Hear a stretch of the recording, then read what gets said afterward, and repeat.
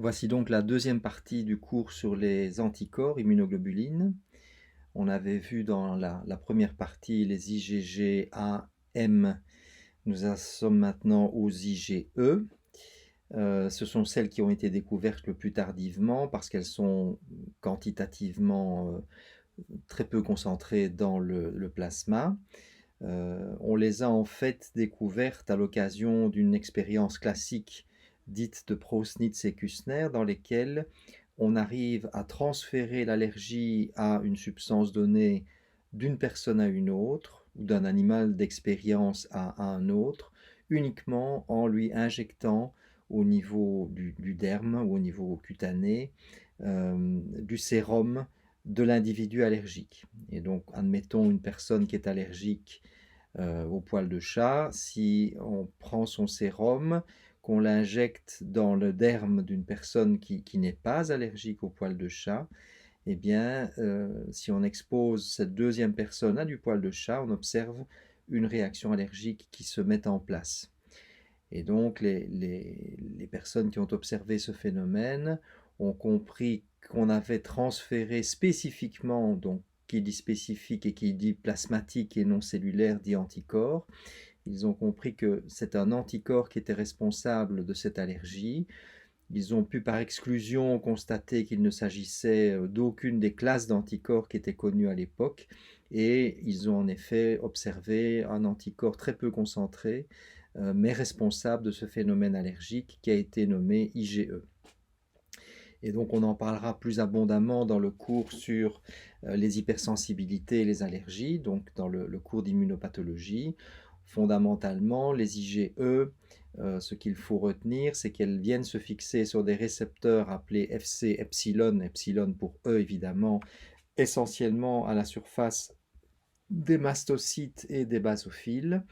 Et bien que la demi-vie et la concentration, enfin la demi-vie soit faible et la concentration plasmatique soit faible également, les IgE vont aller s'accumuler à la surface des mastocytes et leur demi-vie est beaucoup plus longue, elles peuvent y persister pendant des mois et elles vont ainsi s'accumuler et cet effet de concentration va être magnifié par l'accumulation à la surface du mastocyte. C'est secondairement que l'allergène va venir se fixer. D'habitude, il a plusieurs épitopes et il va ainsi stimuler plusieurs Fc epsilon R à la fois par l'intermédiaire de l'IgE, et tout ça va provoquer une activation de la cellule du mastocyte avec une dégranulation de toute une série de produits que vous connaissez déjà, notamment comme l'histamine. Vous savez que les antihistaminiques font partie du traitement euh, des phénomènes allergiques. Alors les IgE ont un rôle plus protecteur, je dirais, notamment dans un phénomène que nous avons vu dans le cours sur l'immunité naturelle, qui est un phénomène dit d'ADCC, dans lequel des éosinophiles, donc des polynucléaires éosinophiles dont vous connaissez le rôle dans la défense contre certains helminths, vont, entre guillemets, reconnaître celui-ci grâce à des IgE fixés sur l'helminthe et qui sont reconnus par des récepteurs Fc epsilon d'un autre type que celui qu'on trouve sur les mastocytes, et ce qui va aboutir à la dégranulation. La séquence des événements est différente. Dans ce phénomène-ci, on a d'abord l'IgE qui vient se fixer sur le récepteur du mastocyte et qui peut y persister pendant des mois. Et puis quand l'allergène arrive, il rencontre l'IgE déjà fixé sur le mastocyte et ça provoque la dégranulation.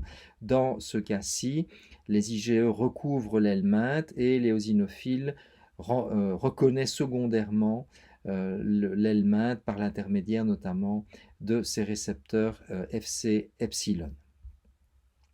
On ne dira presque rien des IgD, donc comme je vous l'ai dit, c'est un marqueur des cellules naïves et matures, puisque ces cellules qui n'ont jamais rencontré leur antigène expriment au niveau de la membrane des IgM et des IgD.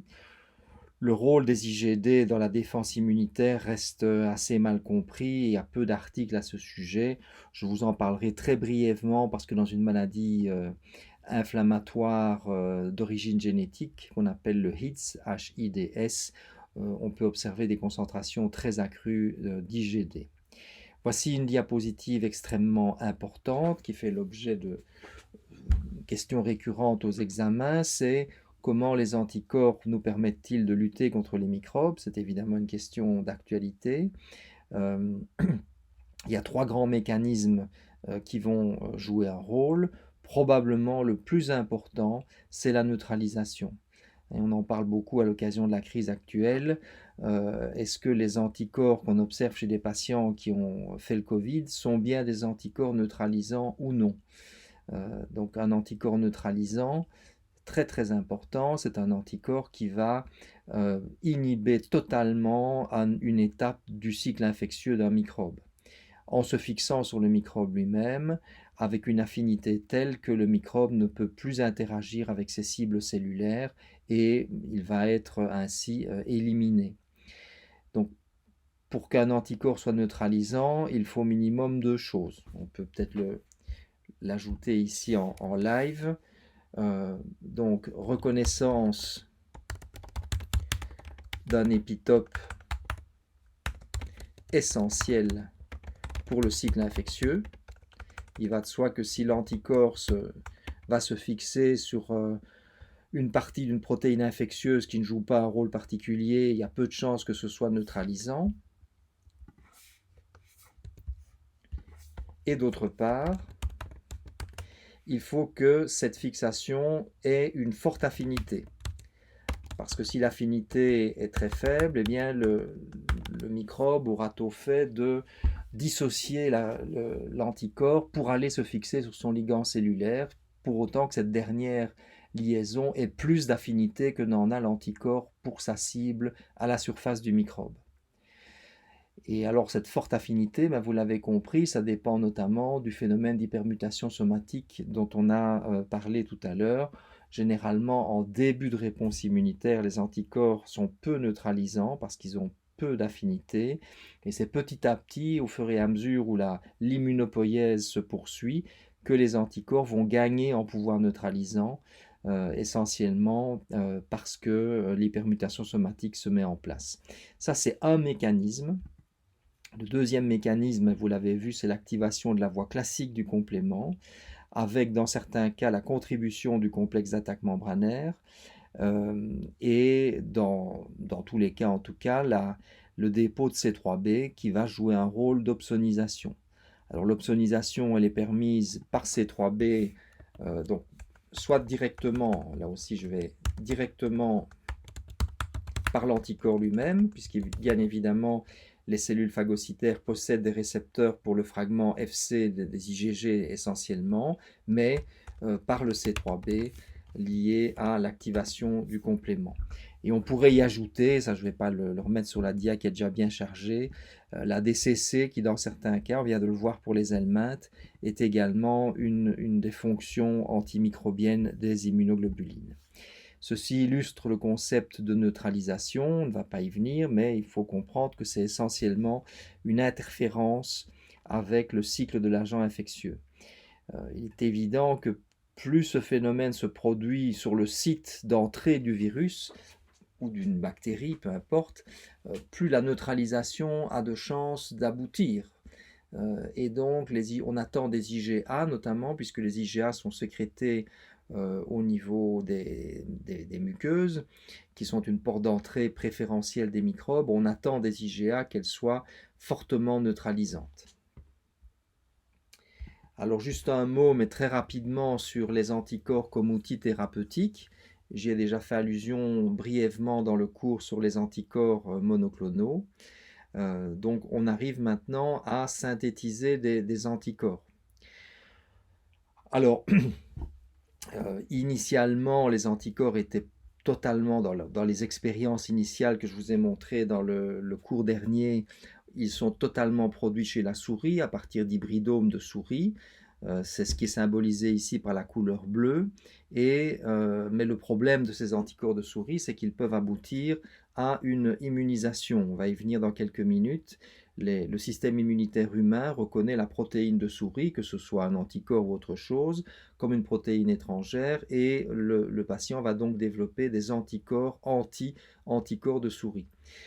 On a donc peu à peu tenter de freiner ce phénomène en construisant d'abord des anticorps chimériques dans lesquels seule la partie variable est d'origine souris, alors que tout le reste est d'origine humaine, ce qui permet de limiter l'importance des réponses immunitaires dirigées contre ces anticorps thérapeutiques.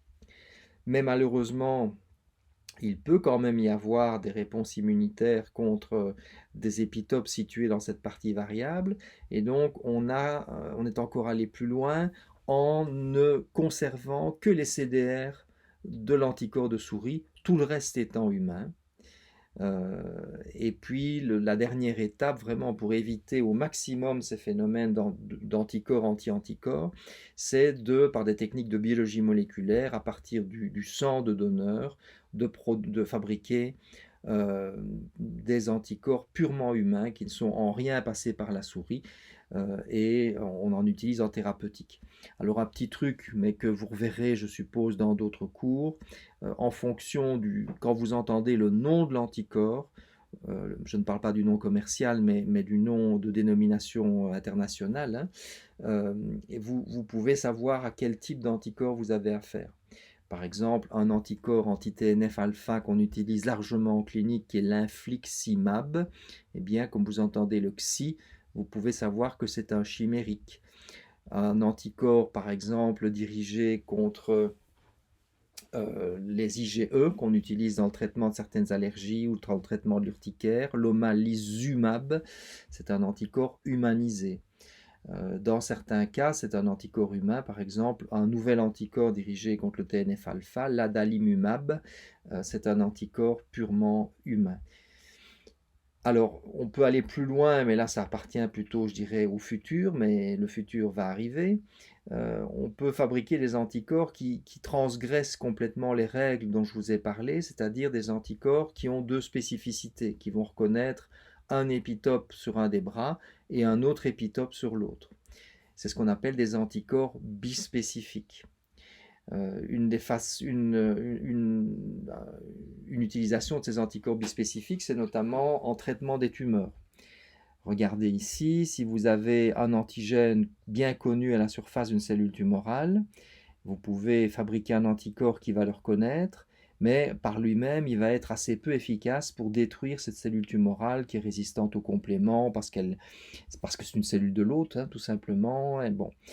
Donc un moyen de rendre cet anticorps cytotoxique, c'est de lui faire recruter des cellules tueuses. Et notamment, si le deuxième épitope est si le deuxième FAB est dirigé contre un épitope présent sur les cellules natural killer, eh bien, ça va forcer en quelque sorte l'interaction entre la cellule natural killer et la cellule tumorale, anticorps bispécifique.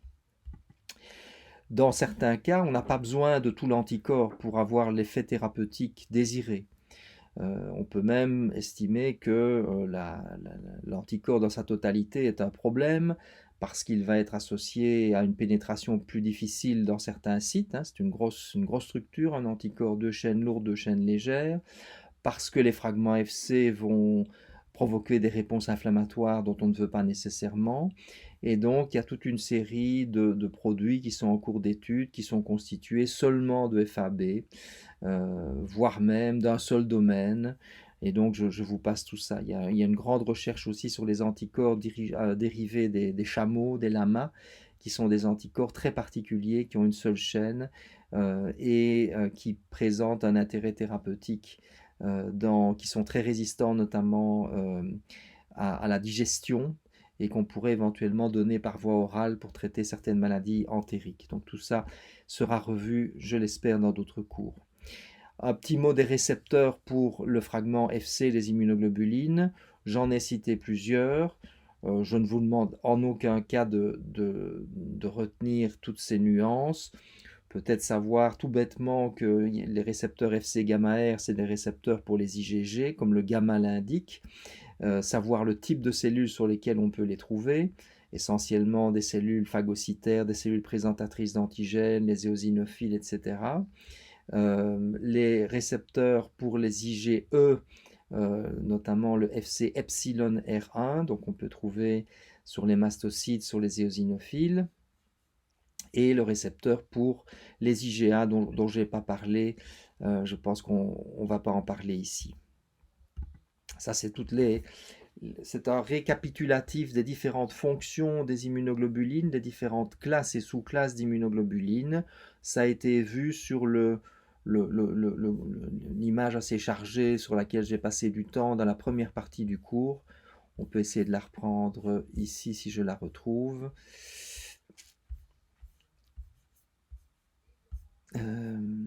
Voilà, ça a été vu sur la diapositive 18, donc on peut se contenter de ceci, mais ceci est une redite. Alors, on continue. Donc, on vient de voir toute la problématique des anticorps antimédicaments, hein, ADA, qui sont donc des anticorps qui se développent contre des anticorps reçus par un patient, voire même fabriqués, synthétisés par le patient lui-même, vous allez voir. On les appelle des déterminants antigéniques, des épitopes. Et donc, je vous demande ici de bien faire attention. Quand je dis donc le déterminant antigénique d'une immunoglobuline, je ne suis pas en train de parler d'un antigène que l'immunoglobuline aurait fixé par son FAB. Je parle réellement du fait qu'une immunoglobuline a des propriétés antigéniques, puisque c'est une protéine de bonne taille, et que les épitopes, comme tout antigène, elle a des épitopes, et donc une immunoglobuline porte donc plusieurs types d'épitopes. Et nous allons leur donner des noms différents en fonction de la situation dans laquelle ces épitopes peuvent être vus par le système immunitaire. Le premier type, c'est ce dont on a parlé avec l'histoire des anticorps de souris. Ce sont les déterminants dits isotypiques. Ce sont essentiellement des déterminants qui sont présents au niveau des parties constantes, dans certains cas des parties variables, mais surtout des parties constantes. Et ce sont des déterminants qui sont identiques, faites attention, qui sont identiques pour tous les anticorps appartenant à une même sous-classe, ou classe dans le cas des IgM ou des IgE qui n'ont pas de sous-classe, pour une espèce donnée. Donc ça veut dire que si vous prenez toutes les IgG2 humaines, elles auront un même déterminant, un même épitope, quelle que soit l'ethnie à laquelle vous appartenez, votre genre, quel que soit l'antigène reconnu par cet anticorps, que ce soit un anticorps, admettons, vous prenez une IgG2 dirigée contre le virus de la grippe ou une IgG2 dirigée contre la toxine du tétanos, eh bien, si ces IgG2 sont des IgG2 humaines, on pourra trouver un même déterminant antigénique, un même épitope reconnu par un même anticorps dérivé dans une autre espèce, vous l'avez compris, qui reconnaîtra tous ces anticorps pour autant qu'ils soient des IgG2 humaines. Ces déterminants, on les appelle des déterminants isotypiques. Voilà, par exemple, on a représenté ici une IgG1 de souris, ici une IgM de souris. Eh bien, comme vous pouvez le voir, ces déterminants sont différents parce que nous avons une IgG1 ici et une IgM là-bas. Alors, nous parlons maintenant d'un autre type de déterminant qui va permettre, si on vous injecte des IgG2 d'un autre individu humain, vous allez faire des anticorps, enfin pas nécessairement, c'est un petit peu en fonction du groupe auquel on appartient, du groupe antigénique auquel on appartient, mais si on vous injecte des IgG2 ou des IgG1 ou des IgM d'un autre humain, vous allez faire des anticorps parce que vous n'allez pas reconnaître cet anticorps comme un anticorps qui vous appartient. Il y a des variations de séquences. Encore une fois, on ne parle pas de la partie variable. Ici, on parle essentiellement de la partie constante. Il y a des différences de structure, des parties constantes pour une même classe d'immunoglobulines, d'un individu à l'autre au sein de la même espèce. On appelle ça des déterminants allotypiques. Et le mot allotypique ou alloantigénique, c'est pareil, va revenir dans un autre chapitre du cours où ce phénomène d'allotypie joue un rôle encore bien plus important. C'est pour les déterminants alloantigéniques associés au complexe majeur d'histocompatibilité. Mais ici, nous ne parlons pas de ça, on parle uniquement du fait que les anticorps, bien qu'ils aient les caractéristiques liées à leur sous-classe, bien qu'ils reconnaissent des épitopes antigéniques divers, eh bien, la structure même de la partie constante de ces anticorps n'est pas la même d'un individu à l'autre parce que nous avons évidemment des variations au niveau de nos protéines, c'est bien connu, et ces variations peuvent être perçues par le système immunitaire qui va fabriquer des anticorps anti-anticorps, et les épitopes qui seront ainsi reconnus sont appelés des déterminants allotypiques ou alloantigéniques. Voilà, donc c'est ce qu'on, pour reprendre notre exemple de tout à l'heure, vous allez prendre une IgG1 de la lignée de souris A, une IgG1 de la lignée de souris B. Vous pouvez voir sur cette image qu'il y a des déterminants isotypiques, c'est par exemple la petite boule ici et le triangle là-bas, ou bien le rectangle qui est ici, c'est des symboles évidemment, hein, puisqu'on va les retrouver sur les IgG1 des deux lignées de souris, mais par contre, vous avez des déterminants antigéniques qui sont propres à cette lignée-ci et qu'on ne rencontre pas chez cette lignée-là. Donc comparer des lignées de souris de laboratoire, ça revient à comparer des individus vivant dans un milieu naturel, c'est-à-dire nous, hein. Donc ça revient à comparer deux individus différents au sein de la population humaine. Donc là, ce sont des déterminants isotypiques, et ce petit rectangle et ce petit Y, ce sont des déterminants allotypiques.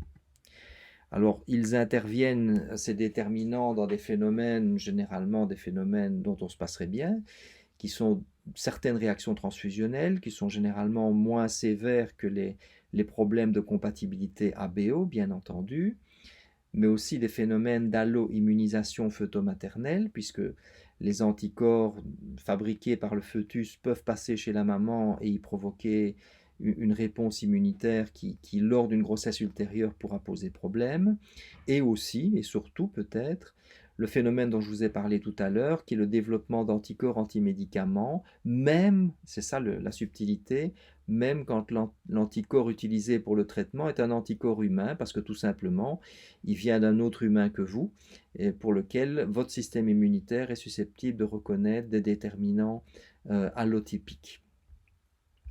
Troisième type de déterminant qui peut être reconnu, là c'est beaucoup plus subtil et beaucoup plus nébuleux en termes d'implication pratique, mais j'apprécie que vous reteniez au moins ce nom, c'est le nom de déterminant idiotypique, c'est-à-dire c'est un déterminant qui est propre à chaque anticorps, ou à chaque clone d'anticorps identique, et qui est en fait qui est représenté, donc cet épitope, c'est là qu'est la subtilité, ce sont les CDR eux-mêmes.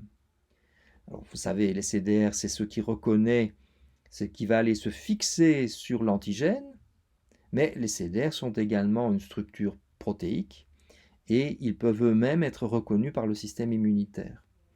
Et ce déterminant antigénique que représentent les CDR, c'est ce qu'on appelle un déterminant idiotypique. Pourquoi idiotypique? Parce qu'il fait référence à un anticorps tout seul, uniquement lui-même. Alors, ce qui est particulier, c'est que on va fabriquer ces anticorps anti-idiotypes dirigés contre nos propres immunoglobulines, comme si en quelque sorte l'immense diversité de nos CDR faisait en sorte qu'il était impossible de devenir tolérant à nos propres CDR. Donc on va développer, tous les individus, de façon tout à fait physiologique, à tout moment, développent des anticorps qui vont reconnaître comme épitope les CDR d'un autre anticorps. Et tout ça va constituer des réseaux, hein, puisque vous imaginez bien qu'un anticorps fixe un premier anticorps, etc., qu'on appelle des réseaux idiotypiques.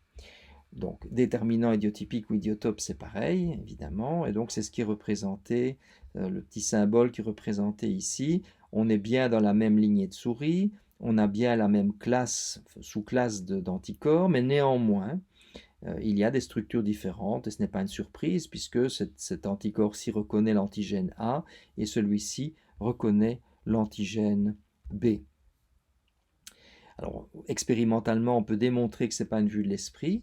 Si vous injectez des anticorps anti-idiotypes, donc si vous injectez des immunoglobulines, par exemple la monoclonale, à un individu, vous allez voir apparaître non seulement des anticorps anti-isotypiques si c'est un anticorps qui provient d'une autre espèce, ou des anticorps anti-allotypiques, mais vous allez voir apparaître des anticorps dirigés contre les CDR de l'anticorps que vous avez injecté. Mais ça ne se produit pas qu'en cas d'injection, ça se produit de façon spontanée, je dirais, c'est probablement une façon de réguler notre système immunitaire. Donc tous les individus développent des anticorps dirigés contre les idiotypes de leurs propres IgG, de leurs propres immunoglobulines, et ils participent vraisemblablement à la régulation de la réponse immunitaire. C'est une théorie qu'on appelle la théorie du réseau idiotypique. Donc, ça c'est simplement vous expliquer cette complémentarité, hein. Vous avez un premier antigène qui va sélectionner des anticorps complémentaires, mais vous allez voir apparaître un deuxième anticorps dirigé contre les CDR du premier, qui est l'anticorps anti-idiotypique, et un troisième, et ainsi de suite. Et tout ça va former un vaste réseau.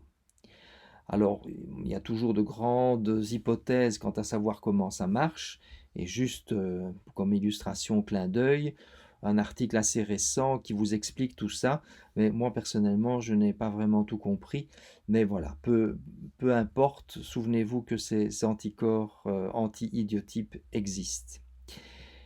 On termine par ce qu'est le BCR, donc je vous ai dit plusieurs fois que le BCR, ce sont des immunoglobulines membranaires, et donc vous savez que toutes les immunoglobulines existent à la fois sous une forme membranaire et sous une forme soluble. Vous savez qu'on obtient les deux formes à partir d'un épissage alternatif, puisque la forme membranaire est plus longue, il y a une partie qui va coder, il y a une partie qui va être responsable de l'ancrage dans la membrane et qui est codée par de l'ADN, et c'est au niveau de l'ARN primaire que l'épissage alternatif va permettre d'avoir des ARN messagers pour les deux formes. C'est ce qui est représenté ici. Je passe ceci, je passe cela. On l'a déjà vu. Le BCR, ce n'est pas que ça. Enfin, ça dépend. Il y a des auteurs qui disent que le BCR, c'est uniquement l'immunoglobuline membranaire et que les récepteurs dont je vais parler y sont en quelque sorte associés. D'autres disent que c'est l'ensemble. Peu importe. Le message, c'est que, vous le savez par vos cours de biochimie, pour qu'un récepteur membranaire active une cellule, il faut qu'il transmette un signal d'activation vers l'intérieur de la cellule, et ça se fait souvent par une partie intracytoplasmique très longue dont les propriétés vont changer quand le récepteur membranaire se lie à son ligand. Et là, on va recruter, je ne sais pas moi, des enzymes qui vont phosphoryler, enfin qui vont aboutir à la transduction du signal.